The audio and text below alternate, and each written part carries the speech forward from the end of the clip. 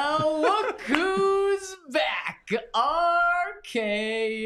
What's up? I guess I wasn't fired after all. Wow. Well, not now. There's a lot of speculation. Yeah. Bro, well, I'm getting so much. First we had It's Hank, like Hank 3 a was day. fired. Yep. Now, well, no, Ryan, the speculation that I've seen hasn't been that you're fired. You're just Buffs only. Well, actually, someone said in our YouTube comments, like, oh, yeah, RK was fired. What? Like a statement, not even a question. Yeah. And then someone else was like, I thought he was like a co-owner or something. Could you be fired? I think so. But would that be like a firing, or would it be like for the best of the company after I screwed up, I'm stepping down? Yaya said, I can turn this fan on. It's not loud. It's like the loudest fan I've ever heard. They can, I'm sure.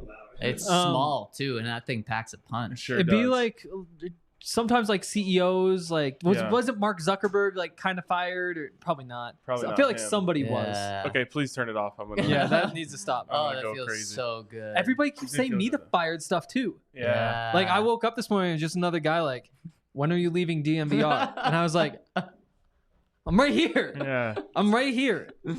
I guess there's just like a vibe in the air that I was leaving. It's Because like I was just off one. I mean, I've been off a lot lately because of other different things, but like Todd Davis being there and me not being there was like everyone was ready to say I was donezo. But no, I'm not donezo. I guess no point in holding anything back from the people. Beating around the bush. Yeah, I'll definitely be on less. Oh. And that is for a couple different reasons. Obviously, the Buffs has become a huge beat in its own. Without me, it's just Jake alone. So you know that side of things deserves some help, and it's all of the content's been really successful. Additionally, I have a job for the umbrella company of all this as the VP of content for All City. Where can I go to buy some umbrellas? A lot of Some at Walmart. a lot of fun projects and stuff going on there. Was that a tease? Yes, You and just then, totally ignored it. It's like you just said you have an umbrella company. I didn't say I have an umbrella company. I said You work for I the have umbrella a job company. for the umbrella exactly. company. And then finally, we just don't love having 4 on set. Oh. Like it just whenever we do, it feels like we kill some of the flow of the show. So that's just like an us thing because the Nuggets do it all the time. I don't know how they do it. And that's the other thing. Wait, let me finish. So the combination of those 3 things, I'll still be on plenty. Good. But not every day as much anymore. It's like these people have never seen the Nugget show, where you turn on and every day it's like, oh look, here's who the hell's this guy, who's that guy. There's like 6 people rotating through. And there's kind of a fourth. I think you gave 3 reasons. There's a fourth is we've added some awesome people that we want to rotate. Obviously, Todd Davis, we announced that 2 days ago. Yeah, we don't even want to rotate him. Yeah, no, exactly. He's going to be on every day. Yeah. Alexis Perry, you guys know she's been on many times in the past week. And then you also know we got James Palmer coming through with us fairly often. So I think the direction of this beat is going really good places. I'm happy that no one's leaving. Oh, yeah. This is only a good thing for DNVR Broncos. More resources, more great insights, and nothing. We're not losing anything. No, we're absolutely not. And Russ wasn't losing anything today? I mean, he lost some things. Well, let's just get right to it. How back is Russ? Let's hit it here. Just what if we didn't? No, we should. What if we didn't play? What if we didn't play this game? We should. Okay. The note's going back down. Here we go. Gonna go back up. Oh, dangerous. So people listen on podcast side. This is a 3 out of the 5-point scale. Wow, clapping it up. If I had a little more room, I was gonna back up and give a standing ovation, but I would have hit the wall and like knocked some shit off. Again? This is cute, yeah. I learned from my experience. Yes. This is huge news. Yeah, but I asked Henry up before the show started, are we too nice with this? And was your answer like, yeah, maybe? I was torn between a 2 and a 3 and leaned 3 and thought you were going to say 2, and I was prepared to go with it. Honestly, I almost asked you here, can we go right in between those, the 2 and the 3? And so that's probably where it should be, but that's progress from where it's been the last few days. So maybe the light clap, not the standing ovation, was the right move, Ryan. Standing O. Wow. I've only been seeing ones. Yeah. It's been a lot of ones. I think there's been 1-3. So this honestly was probably Russ's second best day. But for the offense, I feel like today the offense almost let Russell Wilson down, as opposed to Russell Wilson letting the offense down, which kind of sucks. It's like you have Russell Wilson's maybe best day, which wasn't great. We're going to get into, but then the rest of the offense, for the most part, let him down. Okay. Sounds like a 4 to me. Not a 4. Not a 4. Should we take Ryan and the listeners through the day? Let's go. So that maybe you can make up your mind. I have questions first. Yes. Who let him down the most? The offensive line. Okay. Yeah. So where are we in terms of panic button there? We're panicking. I'm not panicking. Okay. Yeah, I guess that's good. One panic, one not. No, I'm hovering. Okay. All right. Okay. The button's right here. But start a camp. I'm on a lounge chair at the beach with this offensive line. I'm like, it might not be a top 5 offensive line, but this is going to be an above average offensive line. So to show you how far I've come, I've left the beach and now my hand is sitting above the panic button. I mean, it's been a rough week for the offensive How far line. was the panic button from the beach? How far did you have to travel just to get here? Right here in Denver, Colorado. Oh, so you had to come all the way from the nearest beach? A plane. You are so close to pushing that button. Very close. Like 99.9% of the way. Yeah, wow. yeah, but it hasn't smashed yet. Okay. There's still some time, but we'll get into that in the second segment because I've got a question to throw out there that pertains to this, which is freaky. Someone's saying I'm such a downer these days. Hank, let's just take people through this and to see where they're at. Speaking of the offensive line, well, I guess you want to talk about 7-on-7 Can I just really respond quick. to the comment that you're a downer? Yeah. If Zac sounds like a downer, that should set off some alarms. It's not about you; it's about them. I want to say good point. Yeah. Do you? Hank, take us through 7-on-7 really quick.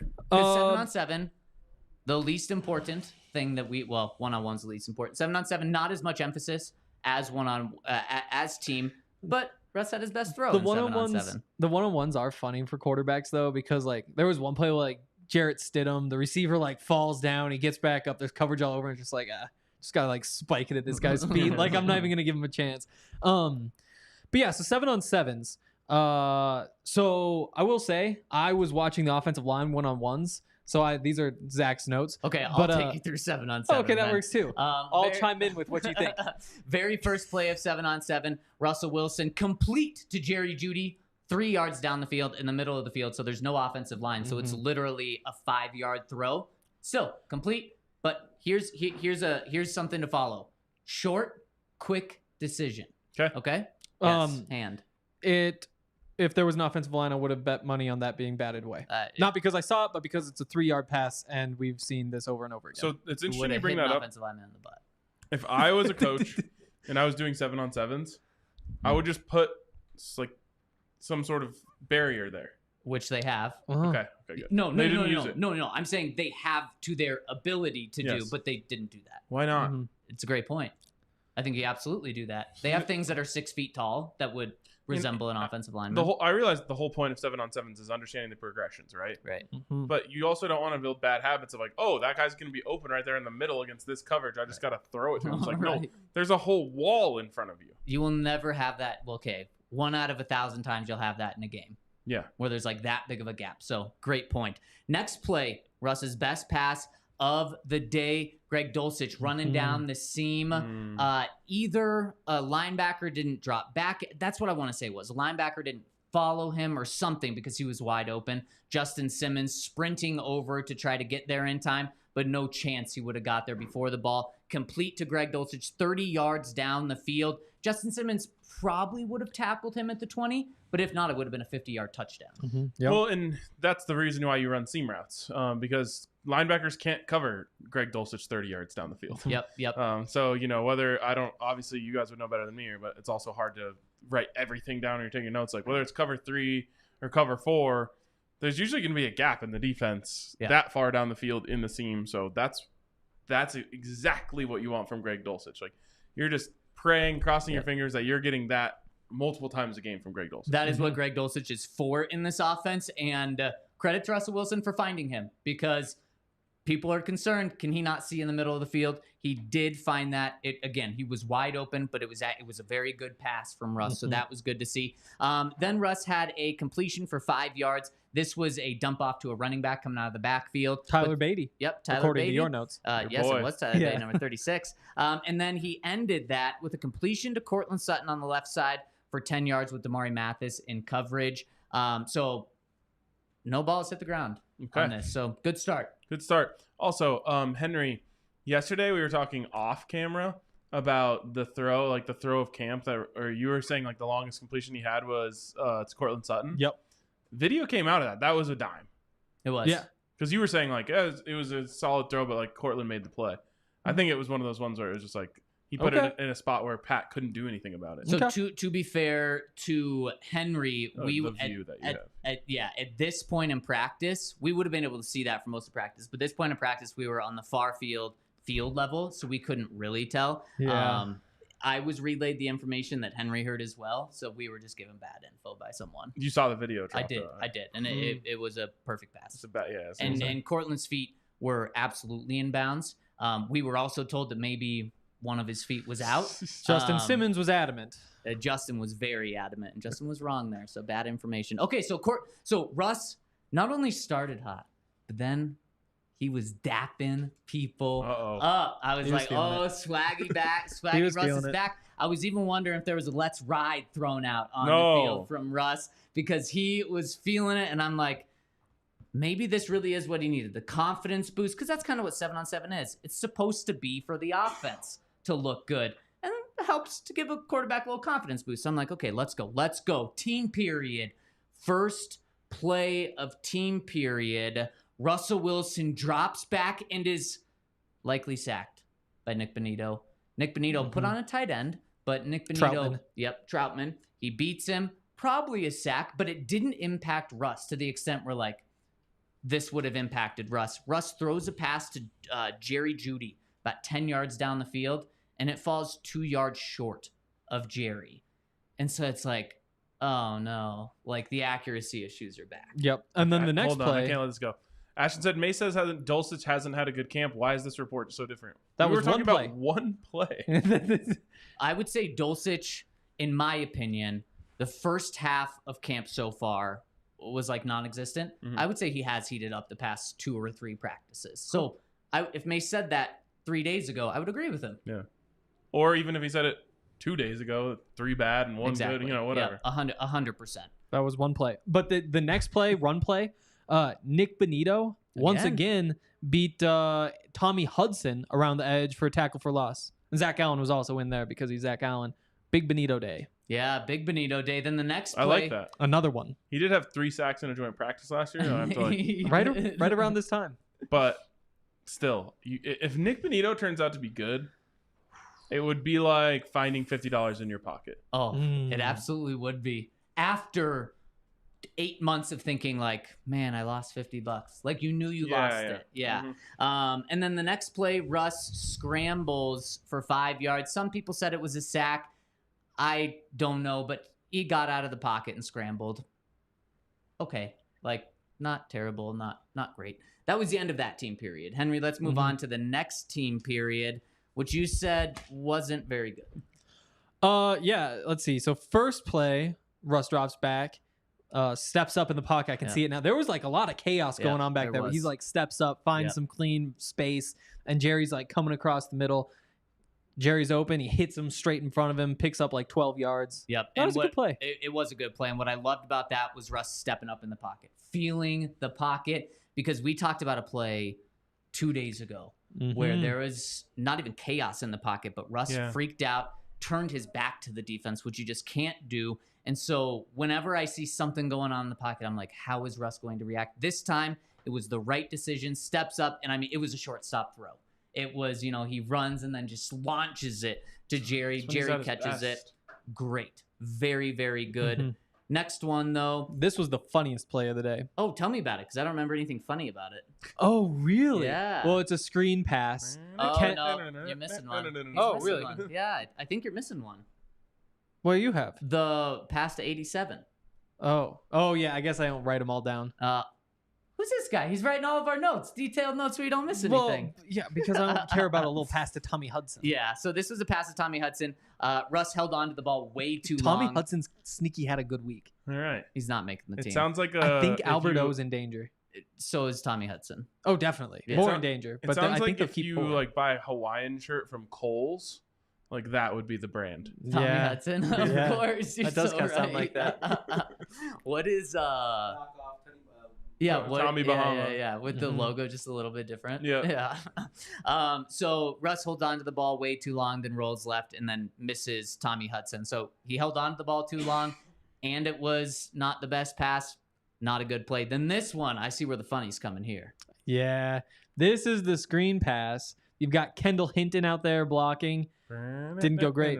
But so then they throw the ball to Brandon Johnson, who's in the slot, and he catches the ball, and Pat Surtain is just flying in, like flying so fast. Like, I don't even know how you get up to speed in that amount of time, but he's running as fast as I've ever seen a person run and can't stop fast enough.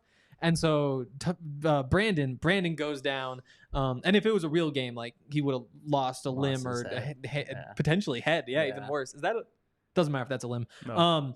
But yeah, I mean, that was awful. And it's not really Russ's fault. His job is to throw the screen. It was more just a great play by Pat. But holy Someone's cow. got to block him. Yeah. Would have been my plan. Yeah. Maybe scratch that one out. So what? So there was just a collision. Everyone was okay though. Everyone was fine. Brandon Johnson went to the ground, and that was with Pat really, really, really pulling up. And Pat was hyped. Oh, yes. Ooh, also, real quick, how did Taylor Grimes do in the chat? We usually you have to pay for these. This is your one today. Wow, that word. Super chat. We need super chats. For the third time, he beat Justin Simmons in one-on-ones. He's 3 for 3 against Justin Simmons, and this time in one-on-one, so definitely. But like Justin Simmons went to the ground. Justin Simmons had both hands on the ground on like a slant route after he got cooked. What did Taylor Grimes do in team yesterday? Taylor Grimes, there was a screen. Just one back. There was he did bad fumble. Oh, yeah, we're probably not. Got your back, Taylor Grimes. Henry spilled the beans there, so make sure to call Henry. Set him up. Damn. And then the last play of that team period was was the best play from the offense in one play in team. Was today. This camp. No, today. Third best in camp from the starting offense. Third best in camp. And just to tell you how much the offense has struggled. It was Samaje Perine coming out of the backfield, 5-yard cut, busted coverage, wide open. He catches it. Texas route or what? Yeah, essentially. Just flat. Yeah. Oh, just and some busted coverage somewhere. I don't know how. Wide open. He probably would have ran for 20 yards. The coverage just kind of like dropped off with the crossers behind him. Just snuck him right out.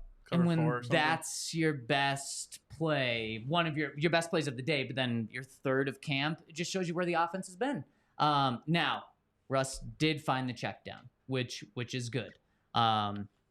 Let's get into the most interesting part of camp. And actually maybe part of camp. Yeah. That was an interesting part of camp. On top of today. Happened today. Yes. I think so. Definitely. Because even Sean Payton was pumping it up yesterday. I can't wait. Yeah, so far.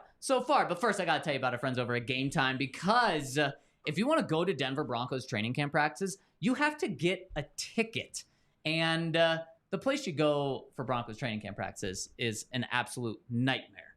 You want to go someplace that is like great with tickets? It's our friends over at Game Time. Whether you want to go to a Broncos game this year, whether you want to go to Nuggets, Avs, Rockies right now, concerts, Game Time has it all. And they're going to give you $20 off and also not confuse you with all these BS fees. They have an all-in button. You click that, you know exactly how much you're paying. So you don't like get to that end screen ready to go to something, and then you're like, why is this double the price that it told me? No, you're not going to mess around. So check out Game Time and use that code DNVR when you download the Game Time app to get $20 off your first purchase. That's code DNVR over at Game Time.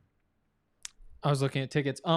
They've dropped like $10 in the last few weeks for this first preseason game. You can get them for less than $40. And if you if you wait till right before that game, for a preseason game, I guarantee that you can find a ticket for $20 or less. Ooh, or what? What is this? See, I was worried you were going to say or what, and that's why I couldn't decide whether to say guarantee. You'll cover the difference.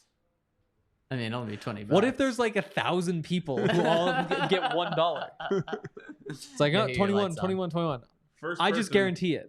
First person that screenshots you and says, look, this is the cheapest ticket I can get. There we go. Okay. You cover the difference. It's going to be like $11. That's true. That is true. We also have a bunch of other really cool Hank's partners. Guarantee.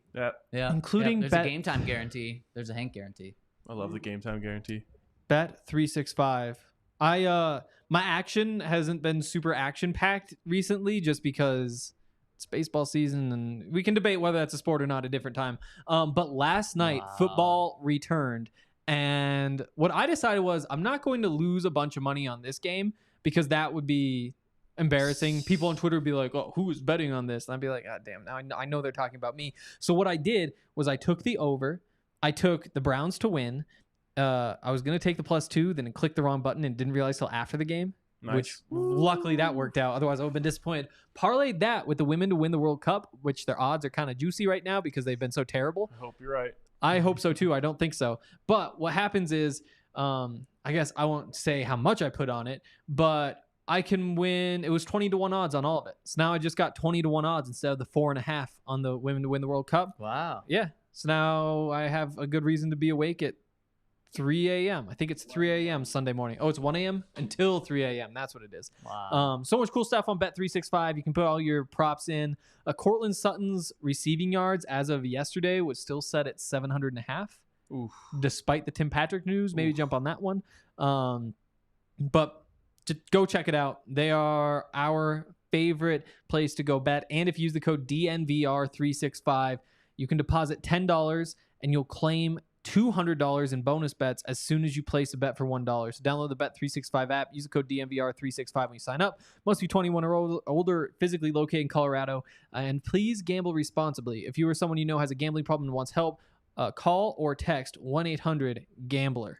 Dylan, to be fair, using game time has been more exciting than the Broncos for the last 6 years. I think I've been pretty pumped up about the Broncos in this first 30 minutes of this podcast. Also, quote says other reports giving more favorable views for today. I mean, there's no scoreboard out there, so it's not like there's a definitive, hey, this was right, this was wrong. Like, you have to go off of what you saw in your eyes. Everyone's going to see it a little differently. And we went 3 of 5. I think that's a... If somebody said like 4 of 5, that's only 1 away. We're telling you everything that happened. Yes. Let us know how good this is after you hear everything that happened. Ryan, right now, how do you think Russ has been? 3 of 5. 3 of 5. Okay, there we go. Exactly. And this is the most exciting part. Yeah, this is the most exciting part of practice up till this point in camp. Yeah. The 2-minute drill. It's the first time the Broncos have done move the ball. So not only is it move the ball, but it's 2-minute drill, and this is how it's set up. This is set up for me to maybe say it was a 4. Let's see where you're at. 2 opportunities for Russell Wilson. First one, 13. Okay, no, that's incorrect. First one, because never mind. First one, minute 48 left on the clock. Okay. Offense is down 6th in the 6th. They're down 6th. Down 6th. In the 4th. That's what confused me. So you have to have a touchdown. Touchdown or nothing. Ball at their own 25. 2 timeouts. Dose. So got to go 75 yards, minute 48, use the sideline, and use 2 timeouts. Okay. First play doesn't happen. False start. Sick. I think Mike McGlinnchy. It was Mike McGlinnchy. Hank had a better angle than me. More like Mike McGlinnchy. Who has been Which is exactly what Cody Vork said. Damn and I wasn't going to use it. I was like, I can use it. I might use it and credit him. But he actually said it before the false start even happened. He was like, if he has a lot of false starts this year, and then bang, this happens. But yeah, we should say Garrett Holds and Mike McGlinnchy. I stayed up on top of the hill to see all this. Okay. And missed the media availability, but that's why there's 2 of us. One can do each. Sure. Yep. One person can see, one person can ask. So does this kind of remind you of last year already? Just off the gun, you're already putting yourself in bad position. So because it's moved the ball, Sean's gonna hold them to that. 1st and 15 from their own 20 now. Got to go 80 yards, minute 48 left on the clock. The issue is, was Sean pissed when they false started? Well, how do you think he felt? After another false start. Another false start. Yep. I think Greg Dulcich. It was Greg Dulcich. It was Greg Dulcich. Another Greg freaking false start. Wow. You think First you can and do 20. this with everyone? Russell flinching. He can't have false starts.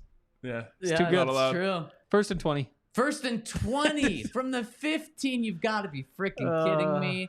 They get this play off. Not Russ's fault. Exactly. Not Russ's fault. They get the play off, and Russ throws a pass for 3 yards. Okay. So to who? Where? Samaje Perine, short right. That's right. And and he was like, should I take the 1 yard gain, step out of bounds? Should I jump inside, try big?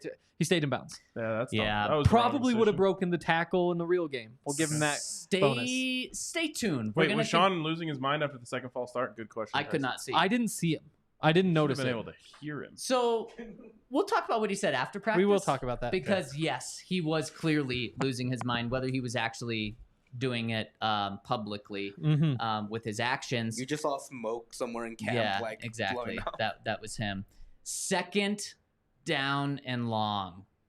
Russ looking for someone, who knows who, because the ball was tipped at the line of scrimmage by Jonathan Harris and then picked off by Randy Gregory. Yeah, it just like floated in there. It was like a fly ball. And like Randy's like running out there, like getting under it. No one like blew him up. Nah, I think they were confused. So talked about. That's disaster. It's the most, Ryan, I think that's the word I used. It's the most disastrous situation you can have. It's embarrassing, it's awful, and it reminds you too much of last year. Literally, you can't have a worse 2-minute drill. Now, not all Russ's fault, which why the offense kind of let Russ down more today than Russ let them down. And that's also just a good play by Jonathan Harris. Yeah, also, it is. No balls hit the ground in 7-on-7s. Important clarification. Yes. There were a lot of other balls on the ground. Yeah, although that one didn't hit the ground. No, Randy Gregory didn't. caught it. But that is a play where, like, some people might say it wasn't that bad of a day. Some people might say bad day. It's like, is it his fault it gets tipped? In general, you're like, no, it's just kind of bad luck. But also, it happens more to short quarterbacks, so maybe that's like a him thing. Make your own decisions. We only have the information. We're not telling you what to think. And it's hard if something is so disastrous that ends in an interception that there's no fault on the quarterback. No, there's always a little bit of fault to go around. And also sometimes you just have to tip your cap to the defense. Yeah. I think Henry makes a good point there where it's like, you never want to blame the quarterback for a batted pass. Like, you can't throw from outside of the pocket on every play. You know what I mean? That being said, it does happen a little bit more to Russ. Just an unfortunate side effect of having a shorter quarterback. It is. But in the end, it's like, okay, rank that play on a scale of 1 to 5 for Russ. Like, is it a 2 or a 3? Or do you just not even include it? Just be like, oh, it got batted. Like, throw it out. I don't know. So then someone in the comment section saying, so what did Russ do that was better today to kind of pick himself up? Well, I said he had 2 opportunities with the 2-minute drill. Second 2-minute drill, Sean probably pre-planned this, but he's like, I'm going to help the offense out here. We're going to start at the 38 instead of the 25. Okay. And so if they get 2 false start penalties in a row, they're at the 28. There you go. Still better. Minute 29 left. Down 3. So he's also helping him out. Only needs 3. And I believe this was the second quarter. So maybe it actually wasn't. That part doesn't matter. It was fourth quarter. It was fourth. Okay. Yep. 1 timeout, though. So he does hurt him there a little bit. And here's my biggest takeaway from today. Russ operated the way he has to in a Sean Payton offense. And what I mean by that is, let me take you through these plays. First play, quick throw for 1 yard. Didn't get out of bounds. It was an out route to Troutman. 82. Yeah, to Just Troutman. a little flat. Okay. Sounds like we need to have a conversation with the offense about yards versus time in 2-minute drill. And that's also with like the play call too. And the He's decision going to making the by Russ sideline, too, and the wide receiver or tight end who catches it 100%. So it doesn't make sense. So you're sitting at 2nd and 9 and the clock is running. It's like, just have that be an incompletion. Again, not all on Russ. Then next one, you get a quick pass for 3 yards to the right side. Exact same. Troutman in the flat. So it's just that straight arrow to the sideline kind of route. Inbounds. Again, clock's running. Sure is. Clock's ticking. So 3rd and 6. At this point, you said it. What was the time? What did it start at? 1:29. So now we're well under a minute. After this next play, there's 50 seconds. 50 seconds. Okay. Yep. Which is a quick. And to be fair to the offense, they're moving quick. They're getting to the line. Russ is snapping the ball. Third and six. Jeudy runs a hitch route. He's on like the right sideline. It's Damarian coverage.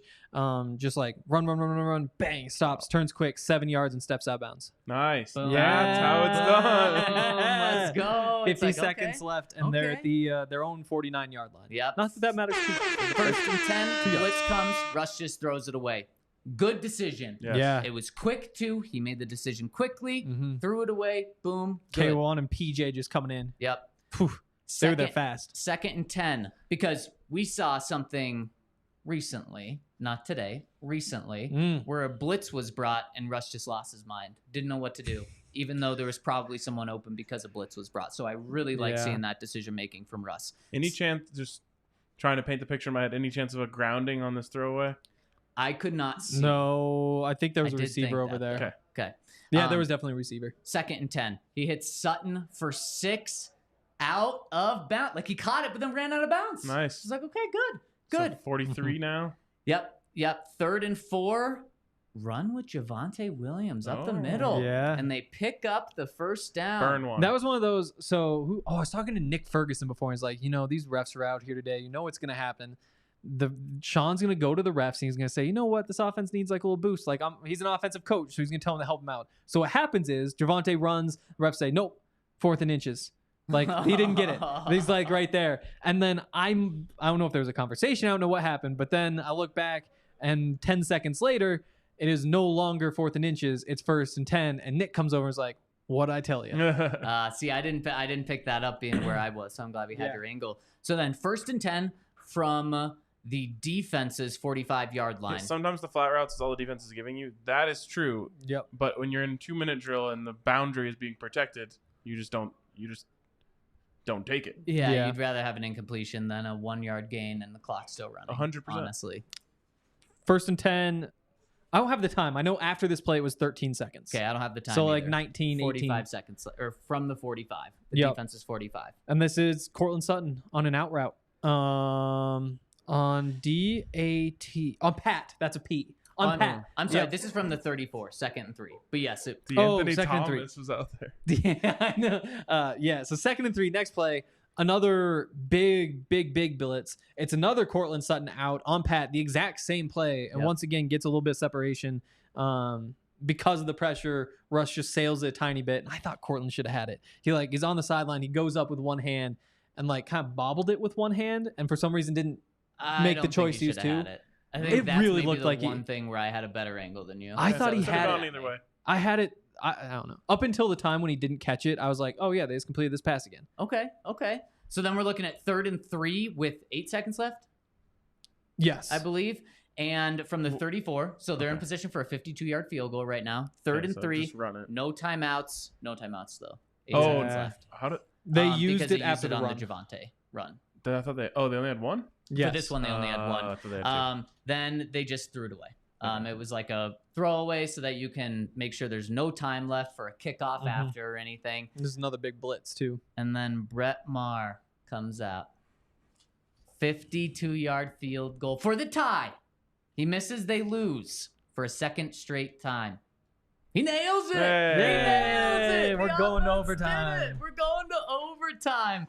So of course they went out and played overtime, right? No. Practice I hate over. They practice. ran and did sprints. Yeah, to practice like a game, right? When it's overtime, you just end. That makes me so sad when like a practice like that ends without a winner. Yeah.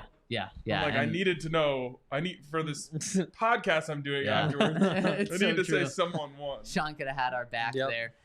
So a couple of big takeaways from that 2-minute thing.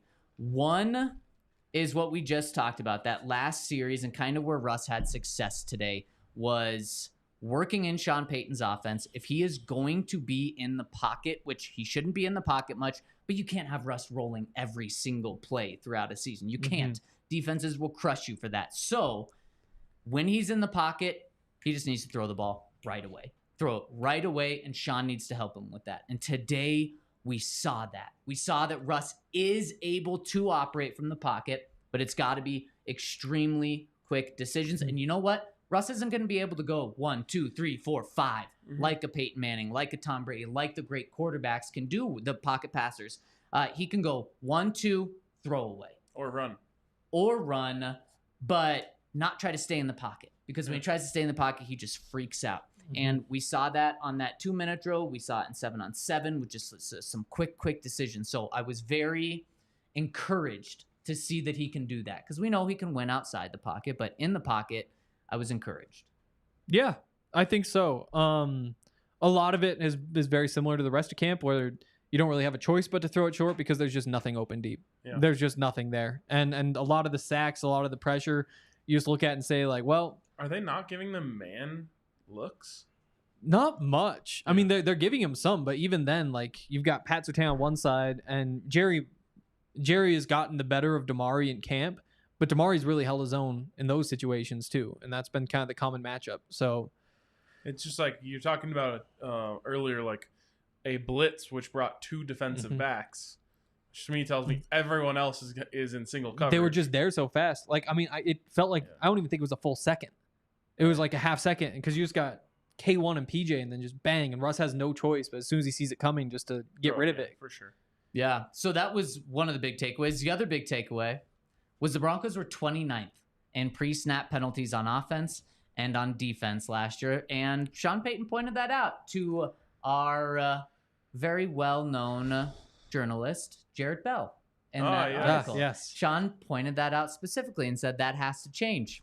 It has not changed, as we saw today with back-to-back false starts, which killed the offense. He said after practice he told us that he just finished talking to the team about it. So he was pissed about it because that's how he ended practice, was talking to the team about it. Then I asked him, how do you coach pre-snap penalties out? And he said, and I said, is it something in the meeting room, something on the field? And he said, well, and paused for like 5 seconds. It was a very long pause because he was waiting. I think he was processing, do I go this way or not? And he said, you can only teach it so much. If it continues, you pull him. You take him off the field. And we're at the point where, I mean, it's McGlinnchy's the guy he's talking about. Like, it's been McGlinnchy who's been jumping so much during training camp. And we haven't really talked about it because it's like, there's like a random offsides at one point today. But then when it happens today in the 2-minute drill, it's been happening. This is like at least the 3rd or 4th, I believe, of camp. Yeah. Just like, it makes sense that Sean would say that. Yeah. And to me, this is just, you know how Sean also told Jared Bell, whatever they did last year, we're doing the opposite. There were no consequences last year for anyone on or off the field under Nathaniel Hackett. Melvin Gordon fumbles. You're the starter next week. It's okay, man. Just keep your head high. No, you got to have consequences, not necessarily just to punish someone. Well, yes. Well, that too, but also because they are hurting you. Yeah. If Mike McGlinnchy's having a false start every quarter, it doesn't mean you have to come out and bench him for the rest of the season, but you bench him for a half, you bench him for a game to show him it's not okay, and then just to see who the backup is and see if that's going to benefit you more in the long run. What's the word that we always use about teams who get a lot of penalties? Raiders. What's something that the Raiders normally are? Undisciplined. Undisciplined. Think about that word. Yeah, you're right. They're not disciplined. Yes. How do you make a team more disciplined? You discipline them. And so, like, yeah, they don't need to be treated like kids and like put in timeout. Right. But you can't just tell a guy like, hey, just so you know, you're not supposed to move until they snap the ball. Like that's the end of coaching pre-snap penalties. Yeah. It's not like there's a technique to this or anything like that. It's like, just don't fucking do it. Right. Yep. 100%. And so then if they do it, the only way to make them not do it is by making them think, okay, I really don't want to do this because every time I do, I get in a lot of trouble. Yeah, 100%. We've got to a weird point in this podcast where, for some reason, people think they need to raise their hand to talk. Henry did it earlier today. Yahir just did it now. Oh. I thought it was kind of nice. I do it because I'm behind camera, so it's a little bit different. But I did put a poll out there. Which would you rather have? False start penalties or delay game penalties? Because I thought it was really funny. 83% said false start penalties over delay game penalties. Because I think people are just scarred from last year with the counting down the play clock. You clock. always want the opposite. See, I thought you kind of like run the clock down more, like kind of like the good defense. You just run the ball a lot, shorten the game. So you'd want false starts? Delay of game penalties are way more frustrating. Definitely. Because you're just watching the clock like, come on. Exactly. They are more frustrating for sure. Oh, man. Yeah, that's a good poll. Thanks for raising your hand, you here, and chiming in. We appreciate your class participation. Raise your hand before you talk. He's talking to me. Raise your hand. I only raise the hand when I want to be when you're not speaking to me because I want to say something that I'm doing out here. Okay. Are you gonna talk? Is that all we got? I'm just muting Hank's mic. Good. He's muted. But Sean, I actually believe him when he says I'm gonna pull someone out. And maybe it's for a series because obviously Mike McGlinnchy, you're paying $17.5 million to. You're probably going to play him. But if anyone's gonna pull a guy, whether it's McGlinnchy, whether it's Quinn Meinerz, who's on a rookie contract right now, it's going to be Sean Payton. Totally. And that has to happen on the offensive side and on the defensive side. Too many jumping off sides and things. It can't happen. So I love that from Sean. Yeah, and like it seems almost silly sometimes to just be like, yeah, the way to coach that is to give a guy an earful or to make him sit out, Yeah. But there's no other options. Yeah. No, I totally agree. Okay, we just went through everything from Russ. Ryan? Every single pass. So don't come at us for being negative. We just told you every single pass. Make up your own mind. We decided that all of that, 3 of 5. Make your own decision. People have been mad on Twitter. Oh, damn. Muted. Raise your hand. Raise your hand. There's no way you could go to a 4. There's no touchdowns, right? No. Still. I don't think we've seen a touchdown through 9 days of camp. I kid you not. From Russell Wilson. So how, man, it's so different from my seat. How could anyone be mad at you guys? And that's why, I mean, it's been a tough start for Russ. And we talked about it with Todd on Wednesday. None of us are pressing the panic button for Russ right now. But concern? There's only so much time. Absolutely. Yeah. 1 week from today is that first preseason game. I think Todd said it right. And I think it's probably the best time frame to have. What's the offense look like after the first preseason game? Then combine that with the first 2 whole weeks of training camp. Yeah. And hopefully we get to see Russ play in that game. Yeah, we still don't know about that. Sean said he makes that decision at the beginning of game week. So next Monday we should know. I would have to imagine he needs to play. He's doing the opposite of what Hacken did. He's playing. And so again, it almost feels like to me it would be impossible to achieve a 4 without a touchdown. It'd be tough for sure. Like, I mean, I guess if you were 14 of 14, you hit some deep ones, some middle ones, you could get there. But it would have to be a really good practice to then say, yes, it's he had a, 1 notch away from the best thing that we offer without throwing a touchdown. So I think 3 is exactly where he should be. Yeah. No major mistakes. The one, interception is just bad luck. Yeah. And the ball bouncing the wrong way off a hand. I think the completion percentage sounds like it was pretty solid. Yep. Yeah. Especially when you include 7-on-7s. You break all that stuff down, you can't go to a 4. There's no reason to knock him down to a 2, in my opinion. You could use that interception. If that's what you're going to do, and say, well, he's 0 touchdowns, 1 interception. Yeah. That's a 2. But if you're just grading like the performance in a vacuum, from what I heard from you guys, I think 3 was the right place. I think it's a 3. Boom.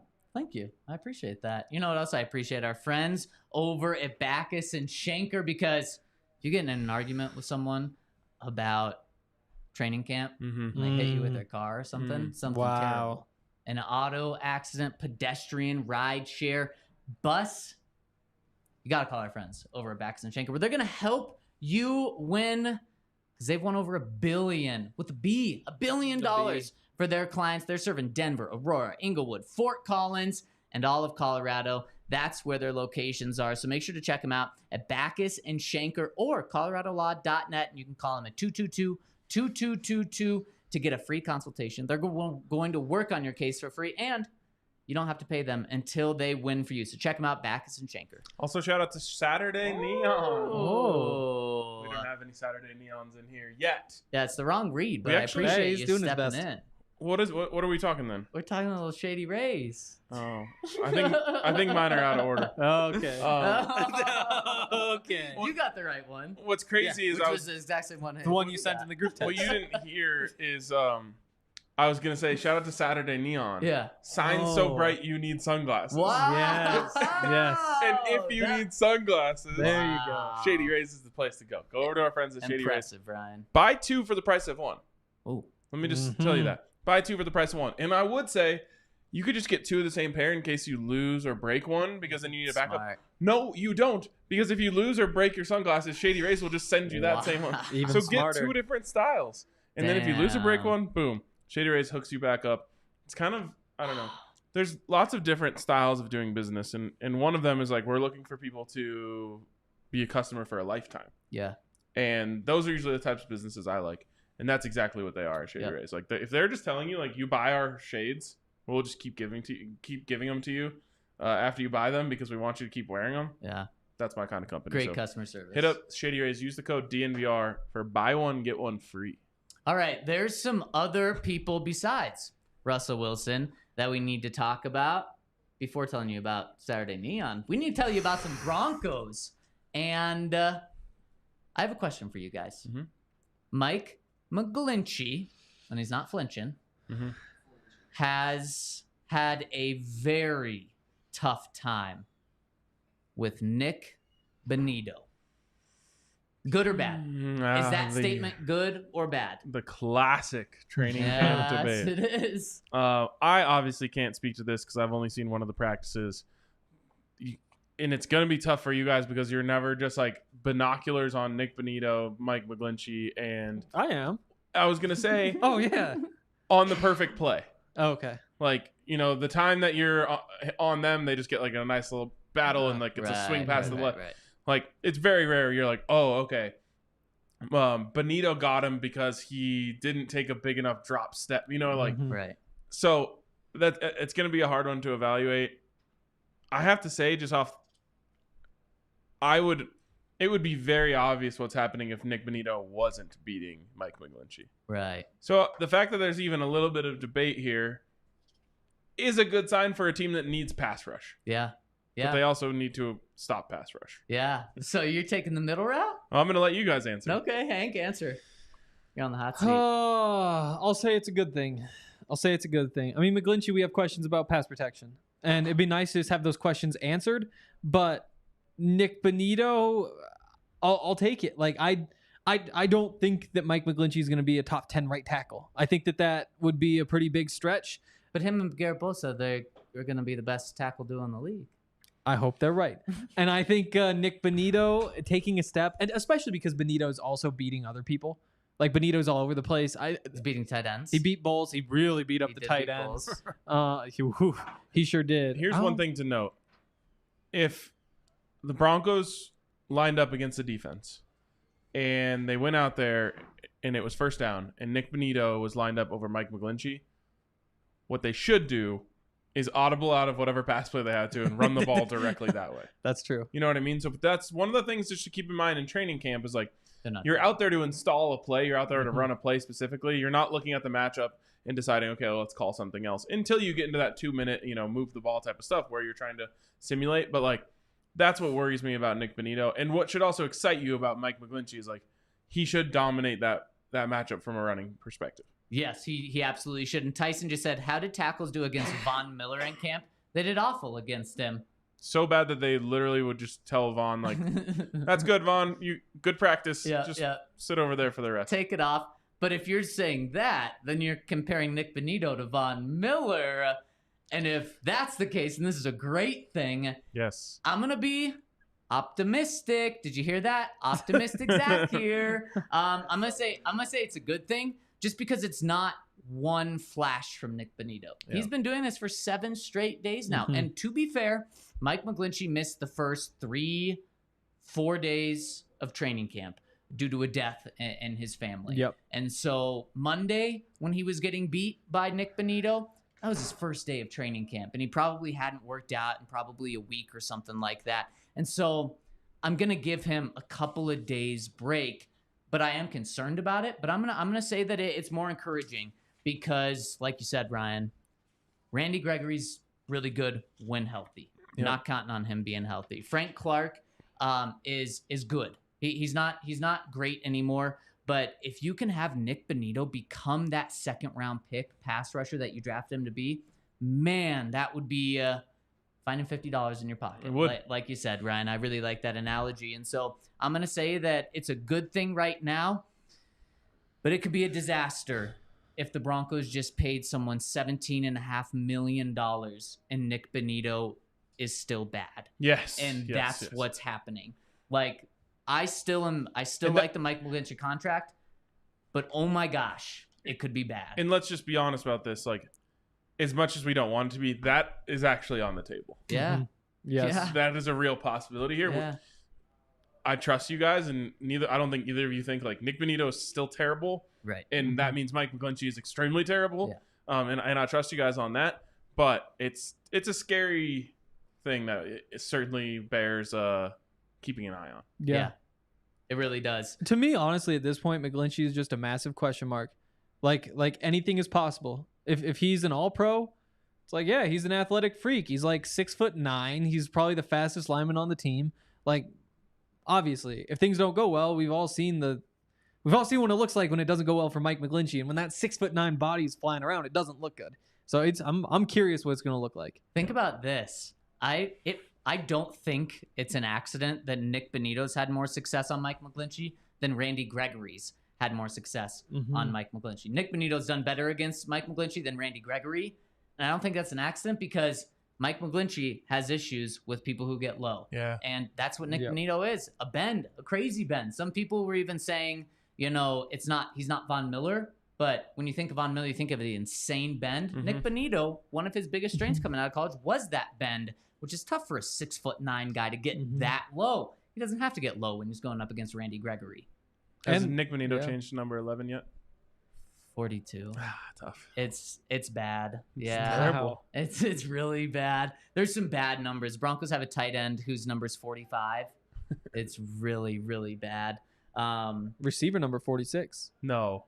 Michael Bandy. That's really, really bad. Really bad. Yeah.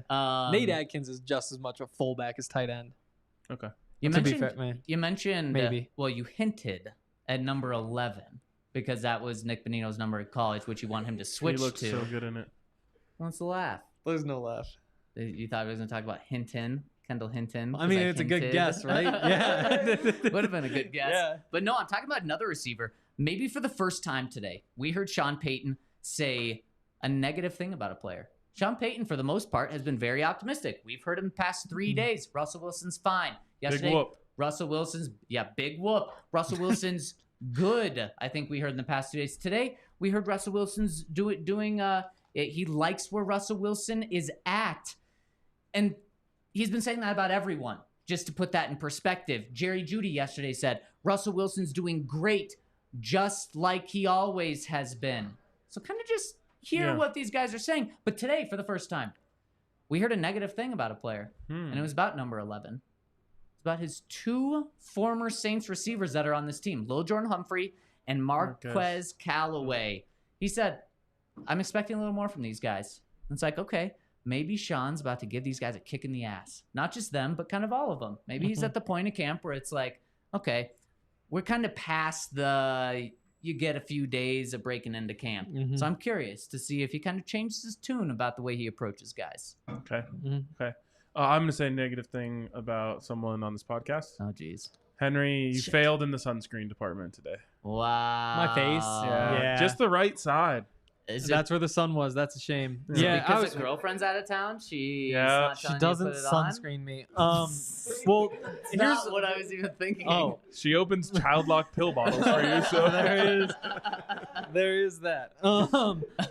But yeah, so I've been wearing sunglasses, but I forgot my sunglasses yesterday. Left them at the bar, so I had to wait to come get them from the bar. So I was like, no sunglass practice. Try to even things out.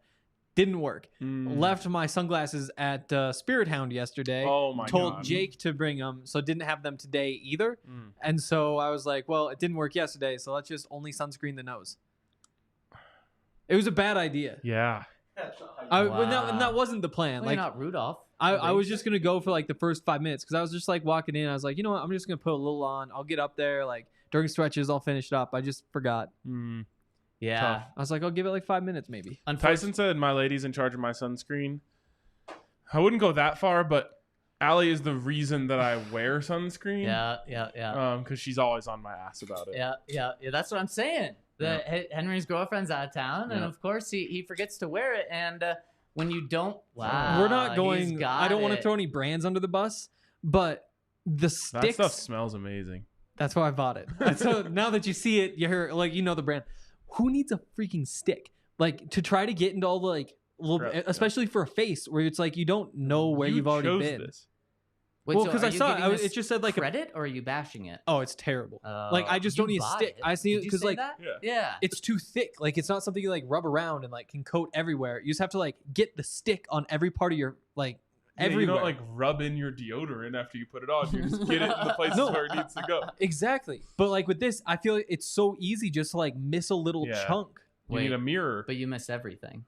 Well, I just didn't use it today. Wait, do you? What were we talking about? Sunscreen? Oh, because you forgot sunscreen. Because you forgot sunscreen. Did you forget deodorant today? No, I didn't forget deodorant. Okay. Those are different. I don't put sunscreen on before I leave the house. That'd be weird, wouldn't it, I do. Zach? I do. Yeah. Damn it, you're on his side. Thank you to Allie for having my back on that one. It's just so much easier. Like, get out of the shower, dry off. Yeah. You know, like do your hair, whatever you got to do, and then you're like, oh, and here's this sunscreen right here. Let me just put this on my face. We should get these guys as a partner for next camp. I like how you're taking the brand off before showing it on camera. Free ads. That's respectable. Yeah. Well, it's like the opposite of that. I hate this thing. Yeah. But and even Ryan's water bottle, we've got our logo covering it. Yep. I mean, you wouldn't be able. There's only one tiny little logo at the bottom. Oh, it's not the popular one. No, it looks like that. It's not. I hate. Actually, this is like 10 times better than that popular one. Wow. Allie had the popular one, and I used it for a day, and I was like, "This thing is trash. Why would anyone use this?" And she's like, "I don't know. It's like the big thing on TikTok right now." Oh, it is. And then she was like, "Oh, some other person said this one's better. This one's legit. Like you can flip it over. It's not gonna spill. Like we're gonna need to tell Alexis Perry about that because she's got the other one." Oh man, she is living in the Stone Ages. yes. That one has a catchy name, which I didn't pick up on for like 6 months. Oh yes. Yeah. Oh, we're not saying the name. No. I don't know what it is anyway. It's the thing that you win in hockey. Oh. Yeah. But it doesn't have cup at the end. But then it is a cup, so it's the. We had a huge debate one time over whether this is a cup or a water bottle. It's a water bottle. Do you think it's a cup? I think that if you put a straw in it, it really changes things. It makes things a cup? That comment's killing me. Which one? Huh. Wow. He's not. I don't know what that means, but okay. Well, Henry, because you forgot to put on sunscreen, you look like a Saturday neon sign. Thank you. I don't look that bad. That makes me look red. This one makes me look good. You really are glowing, just like Saturday neon signs. These things glow. And if you're now a proud CU football fan because of Coach Prime and everything he's bringing. Right. I did, because Saturday Neon, they're CU grads. They're proud, and you probably want to rep them. As you said, we don't have any in here, but I mean, they're in like every other room in this building that we've got. So if you want to rep CU or so many other colleges, they have many officially licensed LED neon signs.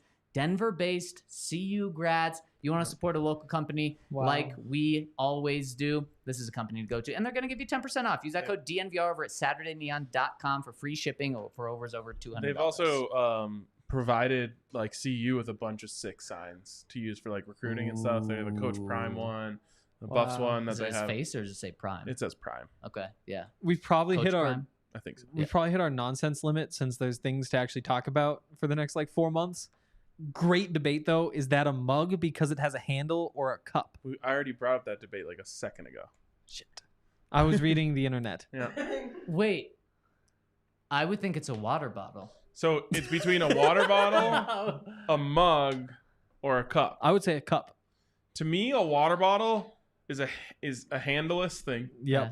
That doesn't use a straw. Like you drink directly from it. You don't need any other apparatus. Okay.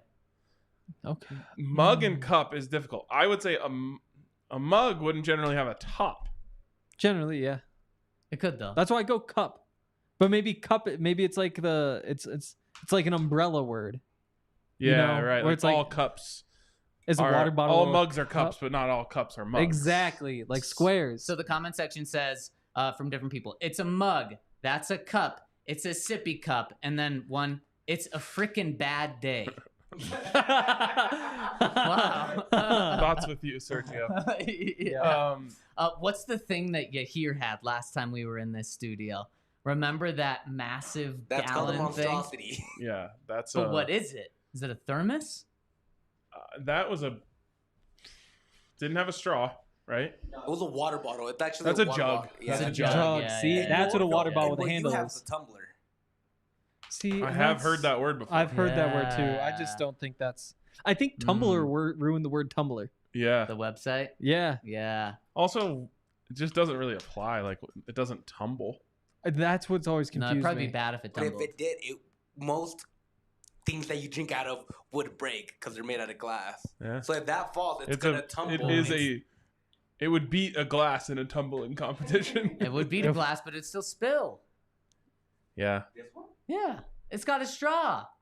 Do you know how straws work All right. here? We gotta move Yep. on. Back on topic. Okay. I've got a Um, meeting soon. I want to change. We've got is this okay? Here's how I'm gonna preface this. Okay. I've got some bad news, some down news that fans Oh. like.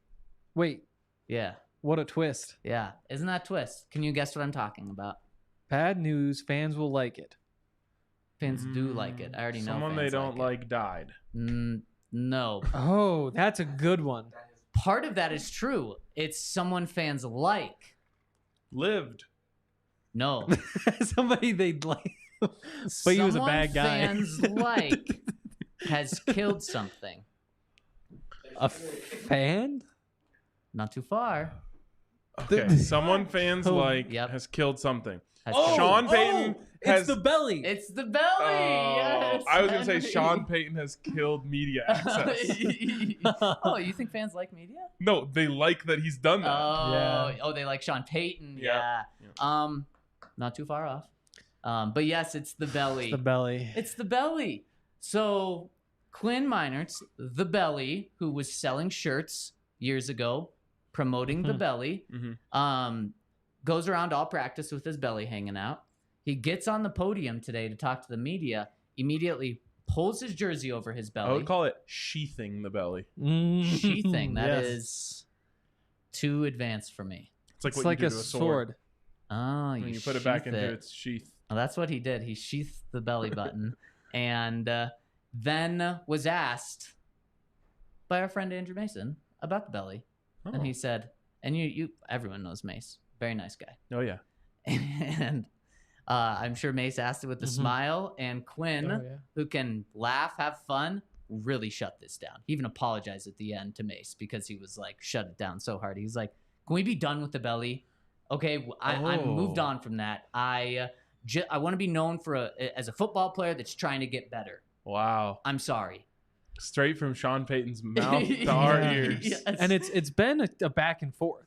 Like it's snip snap, like back and forth. Because it started with he liked the belly. Then it must have been last retiring off it, season yeah. he 'Cause got was rid a of it. rookie. But then I talked to him at the end of the season and said, like, yeah, you didn't want the belly nickname anymore. Like, what was up with that? And he's like, well, it's not that I don't want it anymore. It's just that it was like kind of overshadowing like some other things. Like all anybody talked about was the belly. And so that got annoying. So I'm all right. But I guess everybody's been talking about it again. And so now he's all the way off it again. Wow. It's where interesting. I'm at though, Quinn, is if you don't want the belly, don't It's let like it. a girl going between bangs and no bangs. Who Oh, are you? I thought Wouldn't it was that a take different years? bang that Huh? you were referring to. Wouldn't the bangs have to grow out to full hair length before you could? No, you All they just have to do is go to the push 'em aside. eyelashes, right? Well, Oh, I but see then what like you're if you're going saying. no bangs, but you Yeah. can just like you know what? I wouldn't know. that's fair. This new comment from Zuriel. Wow. Just It's very the office. random. Snip, snap. Because he said snip, snap, snip, snap. That's a good one. I thought of the same thing. Yeah, I Oh, did too when it man. came out. I If thought you're, of it. I thought of it for children. Yeah, and if you're listening to this, go to the YouTube and see the comment. Yeah. Oh yeah. Yeah. So just put the belly away if you don't want a story. That makes him really hot. Aren't all offensive linemen really hot then? Probably, but he doesn't want to be. That's also a massive belly. Like I think it would, when this is something we disagree about. Yep. I don't think it would be comfortable to pull that down over his stomach for an entire practice. Everyone else does it. But I mean, He's he got has the biggest stomach in the NFL. Okay, I'm not actually going to fight this. Quinn can do whatever the hell he wants with his belly, but don't call him the belly anymore. He doesn't want it, but he has had it grow. Okay, new nickname time. The dreads. Is that the belly in Spanish? Just go el estómago. That's like the stomach. Let's see. Yeah, I mean, that's what you call it. La barriga. What's that? That's what it is. The belly. Belly. La barriga. That's a cooler name. What about like the button? I can't like say the it, belly though. button just without the belly. The No, it's got to be something with like Steamroll? minor. The miner? Yeah, I was thinking coal that. miner. Gold miner. The gold miner. That's terrible. Well, what's Javonte? Pookie. Miracle. The Miracle. Pookie. Pookie. Can we play off of that because they play very similar? The Miracle on ice. It's not something you want to be as an offensive player. Take it. Take it. Yeah, that is. You will see Mike McGlinnchy on ice a couple of times this year. Oh, That just comes with him though. So I'm just saying, prepare yourself. Yeah. I think he's going to be a good signing. How McGlinnchy? How frustrating would it be for you to say like, okay, I'm done with this nickname. No more nickname. I don't want that. Just to be given a new nickname immediately after. The dreads would really be what would I get know him. the dreads, the hair. Or like dreaded because Wait, why wouldn't he just be the? because he's gonna dread the nickname. Why wouldn't he just be the lumberjack? He literally took down trees That's with true. his hands. That's pretty good. A And lumberjack. Sean Payton actually brought that up yesterday. Yeah. When He asked did. about him. he Sean said- Payton loves a good internet video. Oh, Huh. what? He brought up the lizard running from the Oh, snakes. he did. Yeah. Yeah. He watched Quinn Miner's workout video. Yeah, Like the guy he did. might be Yeah. a YouTube guy. It's true. What's up, Sean? That's what I was gonna say. Unlikely. So speaking of people tuning in, we've already had a couple of comments about this. We got so many people watching live right now, yet a fraction of the likes. Hit us with a thumbs up. It really does help us. Mhm. It's free. It takes you no time. Henry's done it. Help us out so it doesn't look like we're the only ones liking our show right now. That would be And looking embarrassing. like losers. Really helps us. 5-star review on podcasts as well. Speaking of, you guys help us out. Let's help them out. Let's hop into the comment section and start with the super chat. Super chat. Super chat Let's coming in from go. our friend Caden Garcia. That's all.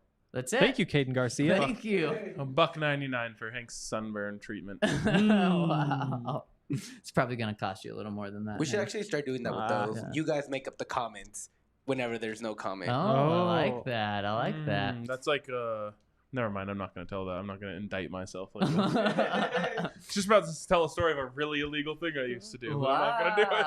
Wow. Should we guess? Conspiracy? Should we guess? KW7 coming in on the comment section said Todd Davis was an absolute dub add to the team. Yes. Welcome to DNVR Todd. # Super Bowl 50 champ. I agree. He's back on Monday. Yep. Well, 101 Lunes. Proof said, "What are you guys drinking tonight?" We have these new canned cocktails in the bar. They're called Ricky's. Oh. They come from Breckenridge Distillery. There's a tequila and lime one that is calling my name right now. Those are pretty That good. sounds so good. Oh Yeah. my god. Those are pretty good. I usually don't like Wow. those canned things, but that one is actually really good. Yeah, it's really good. It's like very limey. I like canned. Raise your hand. Man. Wow. It's getting chippy.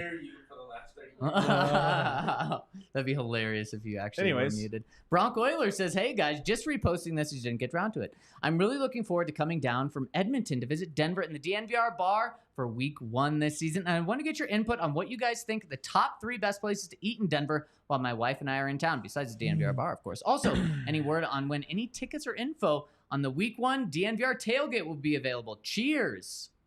It's funny you ask. Okay, gotta go to Hop Alley. Illegal Pete's. Gotta hit up Illegal Pete's. Wings and burgers. I can't endorse that yet, which is sad because you've told me to go there, and I just still haven't made been to it. a wing place? It's not even a wing place. That's the crazy part.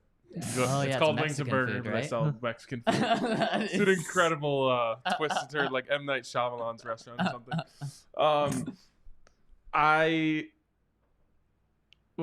So you got it. Like Illegal Pizza is a good lunch one that you can get in. And then I've been going to Spice Room recently. It's some of the best Indian food I've ever had in my life. that sounds really good. Yep. Uncle is our ramen spot. Yeah, Uncle is amazing. I can also endorse with a La Taqueria Familia. Yeah, I can endorse that one too. That one's great. You definitely have to get Mexican food when you're in Denver. So whether it's that, whether it's wings and burgers, La Loma is like the kind of more mainstream version of all that. I like the Rio.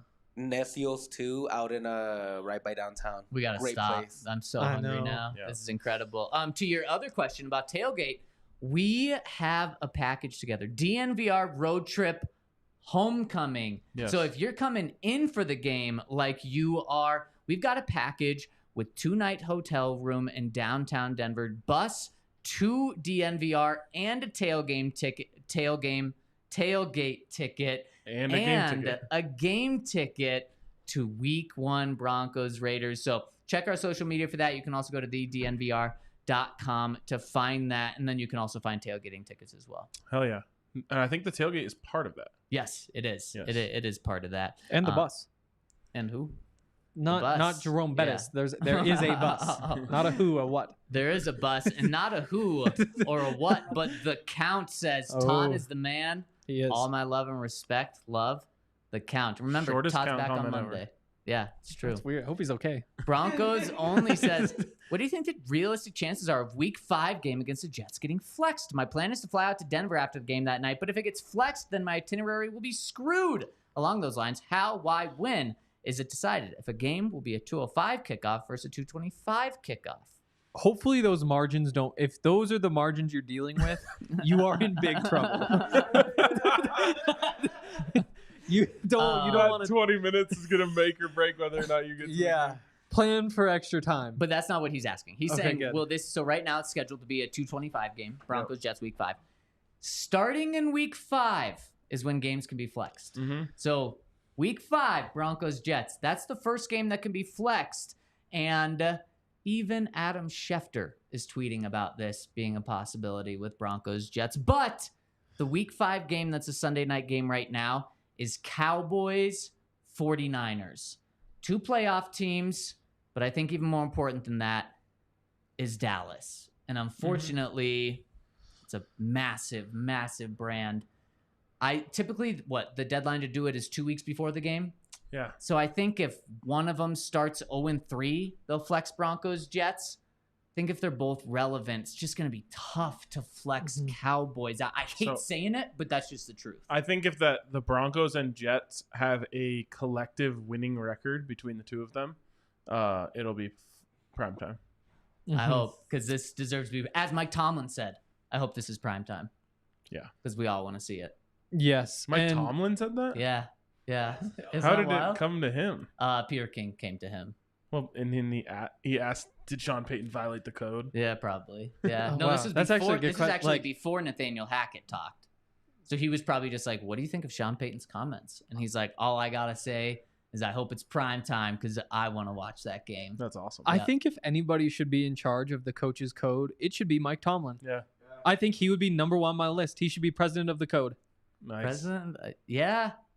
I would take his word for codes. Yeah. He has Definitely everything. Not Bill Belichick. No, he's a strange guy. The only thing that makes me doubt it is just that the Broncos play on Thursday night right after. So you go Sunday night, Thursday night. Yeah, you actually probably don't want that. I can't find anything in the rules, having looked for about 45 seconds now. I'm not sure if that's allowed or not. Stop laughing. But that does make me wonder. What are we laughing at? I don't even see anything funny. Broncos only just said, so is it getting flexed or not? I mean, we don't know. Percentage? I'll give it a 51%. Wow. I'm going 25%. I'm going 19%. There we go. I like that. I almost went 26%. So there was a kid in the Eddie Royal jersey today. Isang Bassi jersey today. Whoa. That is random. That was his family. Which is weird, though, because they'd be in the tent. Maybe they needed to stretch out a little. Maybe it's also stretch out in the tent. His dad went to the same college as Isang Bassi, and he's like, "Oh, let's just go get his jersey for the kid or something." Maybe. Yeah. Or it could just be an Isang Bassi fan. Why do we have to be saying it's family here? Spencer has a Riley Moss jersey already, and he hasn't even practiced yet. That's insane. Hopefully he stays number 37. Yes. No, Spencer is on board with the change. Right. But also, he's not the only person that has it, because Cooper DeJean showed up to Iowa fall camp in a Riley Moss Broncos jersey. That's pretty cool. Wow. Hopefully he wasn't betting. That couldn't happen before NIL. He wasn't going to be like, hey, I'm going to spend like $160 or whatever to get a jersey with the name I want on it. Also, Riley could have just sent it to him. True. Will that have been accepting gifts, though? Nobody how old is he? Is he 22? 22-year-olds don't know how to use mail like that. You just buy it online and put someone else's address. Again, like if you're talking to like a 22-year-old football player, and I don't mean to like categorize people. Like I wasn't using mail at the time, but like that's. Are you using the mail now? No, but I can figure it out. He's talking about it. He'd probably think it's spelled M-A-L-E. No, I'm not. I know what that mail is. That's me. It's you. And our Vada Luke sending us out here says, "Woo! Very excited for Todd to join the pod. If I may call you Todd." You may certainly call me Luke. You're going to have to leave this one again. He says, the Davis-era Broncos converted me into a fanatic of defense, which have kept me going the last of the offensive Lukeception right now. Yes. Whoa. Some questions around that. As it pertains to training camp, can we expect Simmons to be this good or Wilson to be this bad? Who is closer to the respective ceiling and floor, in your opinion? A broader question. Should defenses ever let up in practice to let the offense build momentum and confidence for a better game day result? It seems like right now Coach is making things more challenging for us to work the kinks out. Does the opposite ever happen for the defense? Cheers, Arvada Luke. Okay, so this leads me to a question I wanted to ask you guys. Have they done 1s-on-2s yet? No, but it's about, I mean, that's what most will be after camp. But I would do that just to get something going. Okay, that's when I'm getting pretty close to the panic button. That is like a coach's last card they can play. It's like when the players have a players-only meeting, you're like, oh, season's over. Yeah. If the coach has to go to the 1s-on-2s to like let them get some completions, then I'm getting worried. I completely agree. It's a great point. I also completely agree with Edward Wright, who says Zach and Ryan. Noticeably no Hank. Cool. You guys are hilarious. It's such a awesome. It's so good. It's like an average compliment. Actually, it's a good compliment. It's like a 10 out of 10 own of Hank. It is. Like, cool. Glad we're having fun, guys. Great compliment, backhanded compliment, backhanded slap to me. Oh, yeah. Also, Frank Clark was incredible today. Matt Henningsen beat the hell out of Kyle Fuller and Henry Bird. Had like a pressure getting past Luke Wattenberg, too. All of those details will be on the website later, so go read, because there's a whole bunch of other stuff that happened that we didn't get to. TheDNVR.com. Yes. Yep. And Saturday show tomorrow. Broncos have their 6th straight practice tomorrow. We're going to be going live 2:30 to break it all down. Bang. You guys thought I was dead, but I'm still here bringing you 90-minute shows. You guys thought I was fired, but I'm still here too. Let's go. We'll see you tomorrow. See ya.